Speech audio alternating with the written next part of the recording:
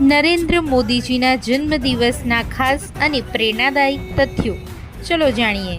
જન્મ. નરેન્દ્ર મોદીનો જન્મ 17 સપ્ટેમ્બર 1950ના રોજ ગુજરાતના વડનગરમાં એક સામાન્ય પરિવારમાં થયો હતો. ચા વેચનારથી પ્રધાનમંત્રી. બાળપણમાં વડનગર રેલવે સ્ટેશન પર ચા વેચતા હતા અને આજે ભારતના પ્રધાનમંત્રી છે.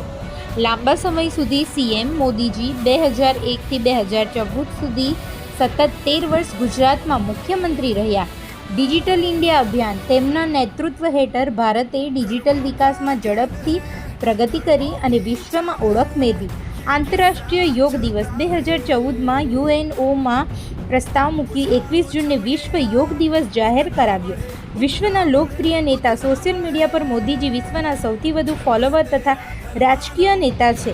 જો વિડીયો સારો લાગ્યો હોય તો સબસ્ક્રાઈબ કરો, શેર કરો. Thank you.